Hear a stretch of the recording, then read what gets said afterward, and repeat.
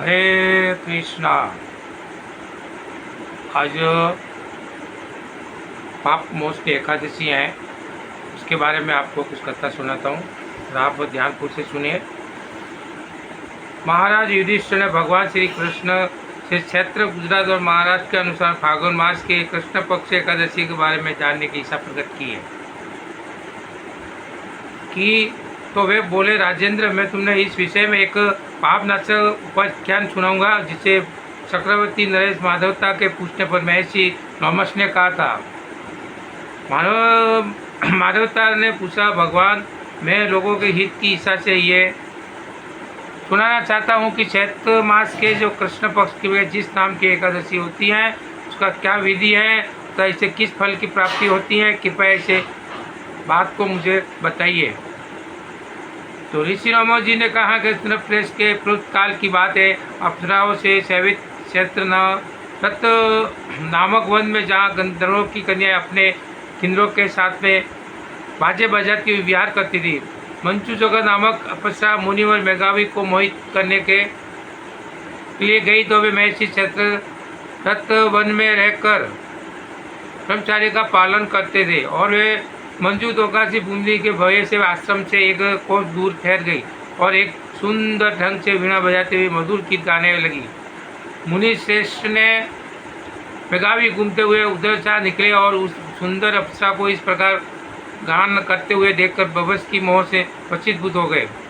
मुनि की ऐसी अवस्था देखकर मंजू को उनके समीप आई और वीणा के नीचे रखकर उनका आलिंगन करने लगी।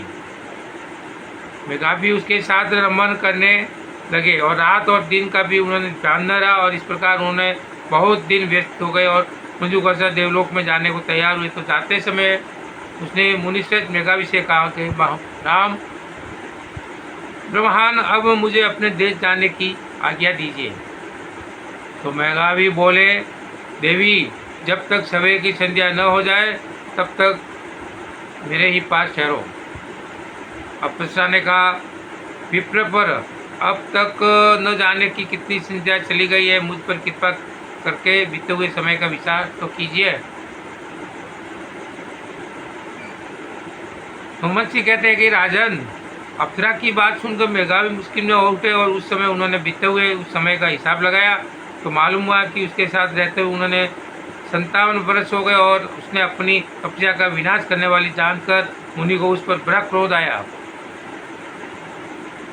उन्होंने श्राप देते हुए कहा, पापिनी, कुछ पिशानी हो जा। मुनि के श्राप से दग्ध होकर वह विनय के नमस्तक होकर और बोली, विप्रवर, मेरे श्राप का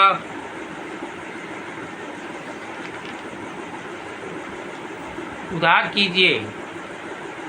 7 वाक्य बोलने या 7 पद का साथ साथ चलने माध्यम से सप्त पुरुषों के साथ में मैत्री हो जाती है और ब्राह्मण के महीने में से आपसे साथ अनेक वर्ष व्यक्त किए जाते हैं। तो भगवान मुझ पर कृपा कीजिए। मुनिवर बोले, भद्रे, क्या करूं? तुमने मेरी बहुत ही बड़ी तपस्या नष्ट कर डाली।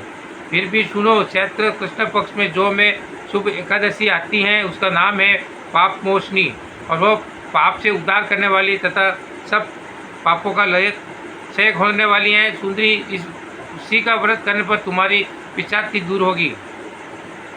ऐसा करके मेघावी ने पूछा, अपने पिता मुनिवर के आश्रम पर गए और उन्होंने यहाँ आए थे। शेर ने पूछा, बेटा, ये क्या किया तुमने? तो अपने ही पुण्य का नाश कर डाला।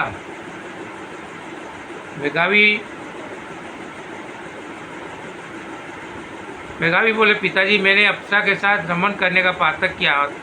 अब आप ही कोई ऐसा प्रयासित बताइए जिससे पातक का नाश हो जाए। सेवन ने कहा, बेटा, मैं चैत्र पक्ष में जो पाप मोचनी का एकादशी आती है उसका व्रत करने पर पाप राशि का विनाश हो जाता है। पिता का यह कथन सुनकर मेघावी ने उस व्रत का अनुष्ठान किया और उसे उसके पाप नष्ट हो गया और वह पुनः तपस्या के परिपूर्ण हो गए। और इसी प्रकार मंजू गोसा ने भी उस उत्तम व्रत का पालन किया। पाप मोचनी का व्रत करने के कारण ये पिशाचिन में उस मुक्ति हुई और दिव्य रूप धारण श्रेष्ठ अप्सरा होकर स्वर्गलोक में चली गई। भगवान श्री कृष्ण कहते हैं, राजन, जो श्रेष्ठ मनुष्य पाप मोचनी एकादशी का व्रत करते हैं उनके सारे पाप नष्ट हो जाते हैं।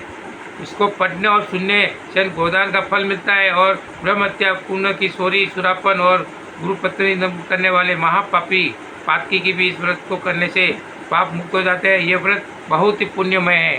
ये हर कोई कृष्ण व्रत के पाप मोचन एकादशी करना चाहिए। हरे कृष्ण।